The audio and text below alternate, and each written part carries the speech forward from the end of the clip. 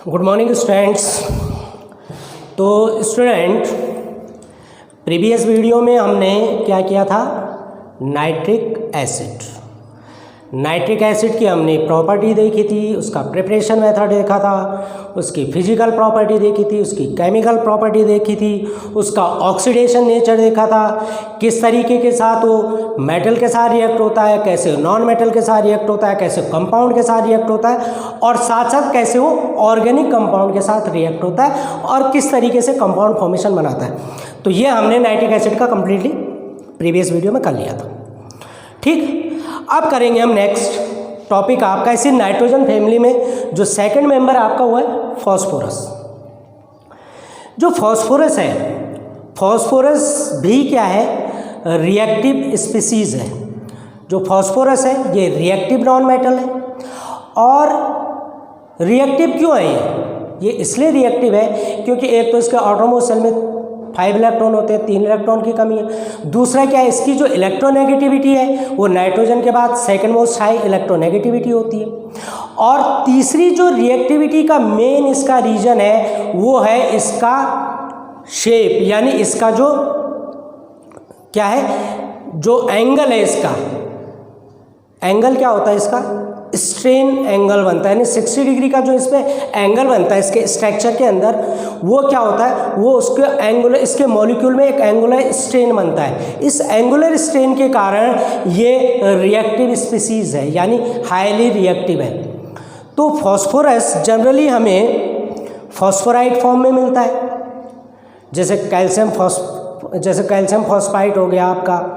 तो जनरली हमें जो फॉस्फोरस मिलता है वो कैल्शियम के ओर में मिलता है, और कैल्शियम ओर में जैसे कैल्शियम फॉस्फाइड फॉर्म में मिलता है। इसके अलावा ये हमें कहाँ मिलता है, हमारी बोन्स में, टीथ में, इवन हमारे मसल्स में, हमारे नर्व सिस्टम में फॉस्फोरस की कुछ अमाउंट होती है।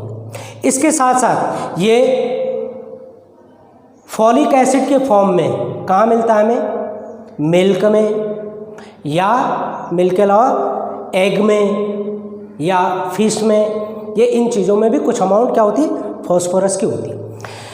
तो अब हम फॉस्फोरस का कैसे प्रिपरेशन करेंगे, कैसे इसका आइसोलेशन करेंगे इसके फॉस्फाइड फॉर्म से। तो कैल्शियम फॉस्फाइड ले लेते हैं क्योंकि जो मेन ओर है फॉस्फोरस का वो कैल्शियम फॉस्फाइड ही है।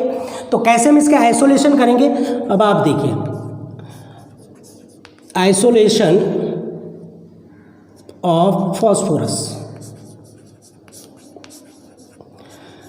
तो फॉस्फोरस का हम आइसोलेशन करने के लिए क्या करते हैं, हम कैल्शियम फॉस्फाइड को या कैल्शियम फॉस्फेट को, नॉट फॉस्फाइड, कैल्शियम फॉस्फेट या कैल्शियम फॉस्फाइड को हम क्या करते हैं, हीट करते हैं, किसके साथ, सिलिका के साथ। और किसकी प्रेजेंस में करते हैं हम इसको करते हैं हम कार्बन या कोक या चारकोल, इनकी प्रेजेंस में हम इसे हीट करते हैं। तो हीट करने पे हमें क्या मिलता है, फॉस्फोरस मिलता है।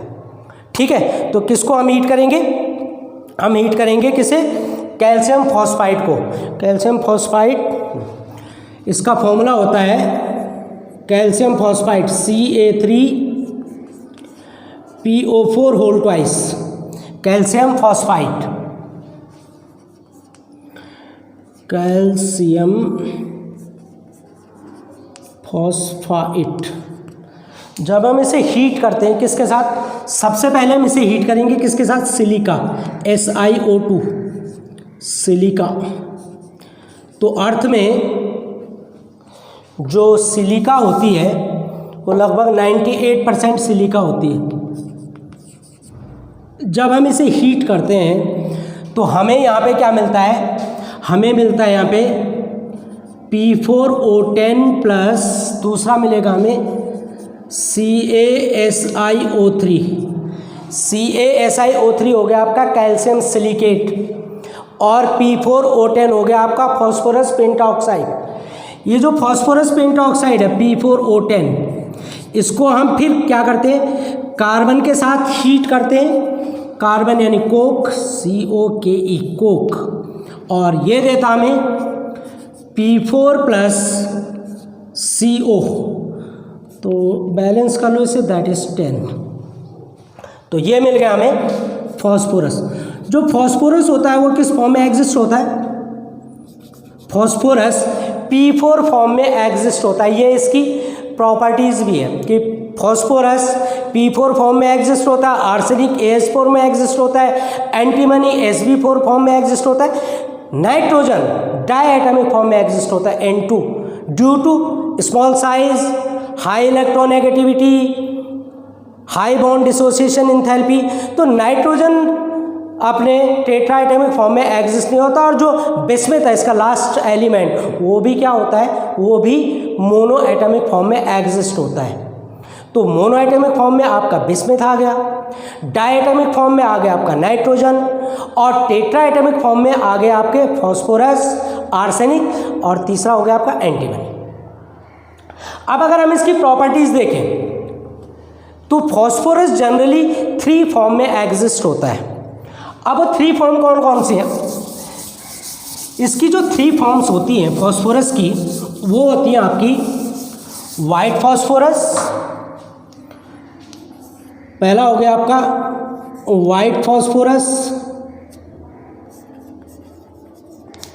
दूसरा होता है आपका रेड फॉस्फोरस,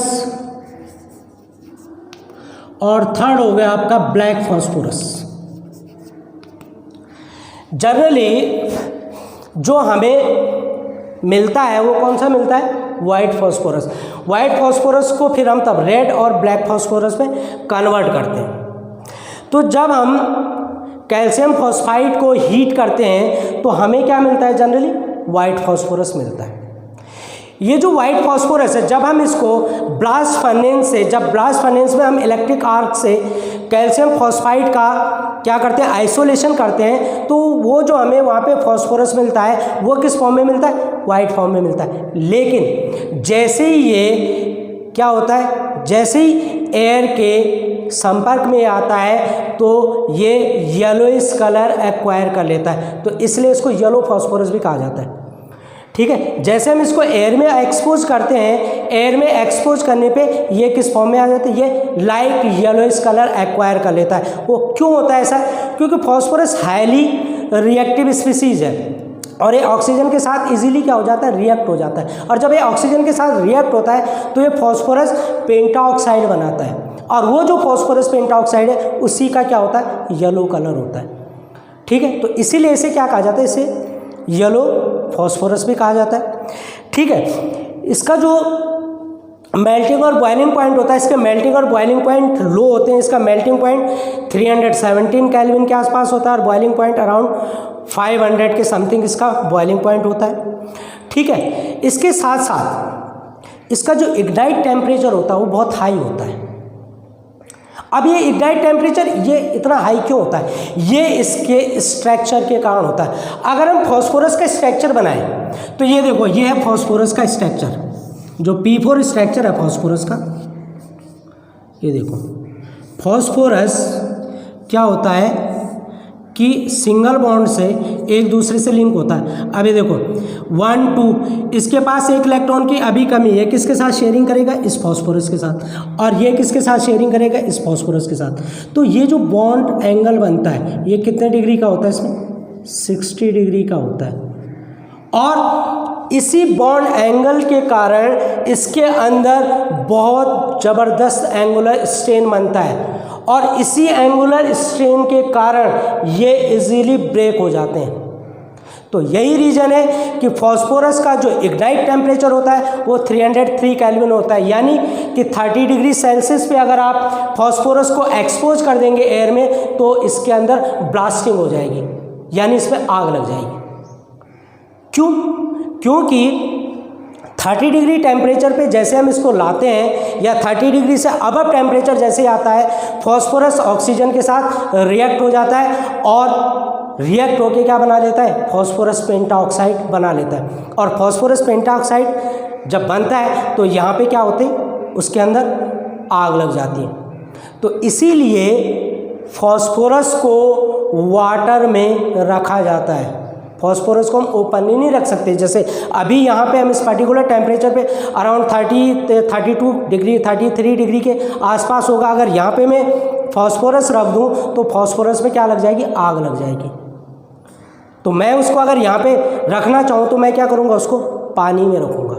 तो इसीलिए फॉस्फोरस को क्या किया जाता है, अंडर वाटर कैप्ट किया जाता है, पानी के अंदर रखा जाता है। ठीक है, तो ये इसका ऑक्सीडेशन कैरेक्टर भी है। ठीक है बच्चों, ये क्या है, इसका ऑक्सीडेशन कैरेक्टर। तो पहली प्रॉपर्टी हम इसकी यही लेंगे, और पहली प्रॉपर्टी इसकी ऑक्सीडेशन प्रॉपर्टी। तो ऑक्सीडेशन प्रॉपर्टी में आएगा इसका ऑक्सीडेशन। फॉस्फोरस किस फॉर्म में एग्जिस्ट होता है, P4 फॉर्म में, प्लस O2 टू गिव्स। अब मैंने तुम्हें अभी बताया कि अराउंड 30 डिग्री अगर हम टेम्परेचर रखें तो ये क्या हो जाता है, आग लग जाती है इसकी। तो 303 केल्विन अगर हम यहाँ पे टेम्परेचर कर दें तो ये किस फॉर्म में एग्जिस्ट होता है, P4O10। और P4O10 में जब ये आता है तो ये क्या है, ग्रीनिश ग्लो, इसकी जो ग्लोइंग होती है वो ग्रीनिश टाइप की होती है। यानी पेंटाऑक्साइड जो है, फॉस्फोरस पेंटाऑक्साइड है, ये किस कलर का आता है, ग्रीन कलर का आता है। ठीक है ना, ग्रीन कलर की इसमें फ्लेम बनती है।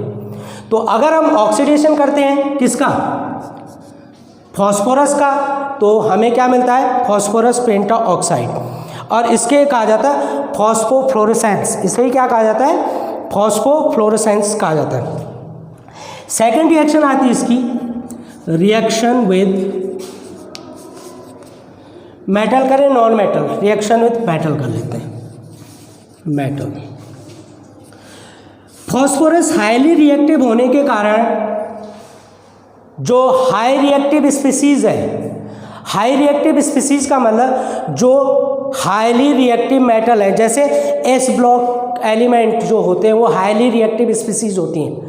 तो फॉस्फोरस इनके साथ रिएक्ट होके क्या बनाता है, करस्पॉन्डिंग फॉस्फाइड बना लेता है। तो अगर फॉस्फोरस रिएक्ट होता है किसके साथ, मेटल के साथ, तो ये क्या बनाता है, करस्पॉन्डिंग फॉस्फाइड बनाता है। फॉर एग्जांपल अगर हम मैग्नीशियम के साथ रिएक्ट करें, फॉस्फोरस की P4 फॉर्म में एग्जिस्ट होता है, तो ये क्या देता है आपको, Mg3P2। तो बैलेंस कर सकते हैं आप इसको, ट्वाइस इसको कर दो, 3 2 6, ये 6 ऑफ Mg हो गया, और ये हो गया आपका मैग्नीशियम फॉस्फाइड, मैग्नीशियम फॉस्फाइड। ऐसी रिएक्शन आप सोडियम के साथ कर सकते हैं, Na+P4 टू गिव्स क्या देगा ये आपको, Na3P, sodium phosphide, sodium phosphide. तो ये क्या हो जाएगा, 12। ऐसी रिएक्शन आप कैल्शियम के साथ कर सकते हैं, Ca+P4 Ca3P2। ठीक है, दूसरी रिएक्शन आती है इसकी, reaction with non metal. Non metal की जो रिएक्शन है इसकी वो दो तरह की होती हैं। अब देखिए आप एक रिएक्शन इसकी नॉन मेटल के साथ देखते हैं।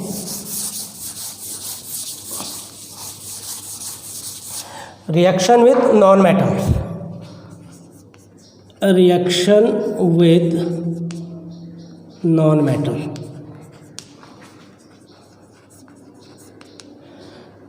नॉन मेटल में हम क्लोरीन ले लेते हैं। अब यहाँ पे ध्यान देना, P4+Cl2। देखो अगर क्लोरीन या क्लोरीन की अगर लिमिटेड सप्लाई है, अगर हम लिमिटेड सप्लाई में इसको क्लोरीन को रिएक्ट करवा रहे हैं या लेस अमाउंट में करवा रहे हैं, हम यहाँ पे लिमिटेड सप्लाई कर रहे हैं इसकी, लिमिटेड। तो लिमिटेड जब हम सप्लाई करते हैं तो यहाँ पे हमें ट्राइक्लोराइड मिलेगा। क्या मिलेगा हमें यहाँ पे, PCl3, फॉस्फोरस ट्राइक्लोराइड। क्या मिलेगा, फॉस्फोरस ट्राइक्लोराइड। और अगर हम एक्सेस अमाउंट में लें P4+Cl2 तो हमें क्या मिलता है यहाँ पे, हमें मिलता है PCl5। क्या मिलता है हमें यहाँ पे, PCl5। बैलेंस करो इसे, तो इसको 20Cl2 कर दो,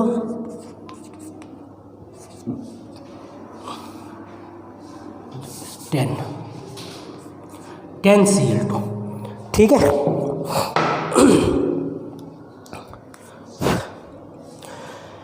तो ये आपके एक्सेस अमाउंट और ये आपके, इसको एक्सेस लिख दो, एक्सेस अमाउंट। सेम एज एक रिएक्शन इसकी सल्फर के साथ होती है,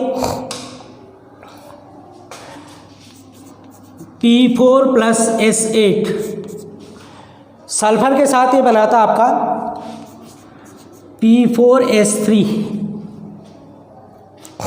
तो 8 3 जा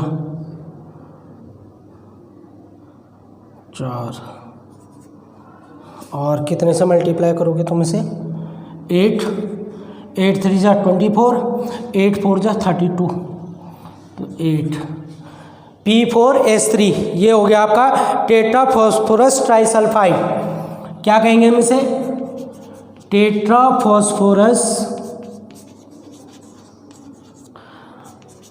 ट्राइसल्फाइड, सल्फाइड IDE, ऐसे तो सल्फाइड।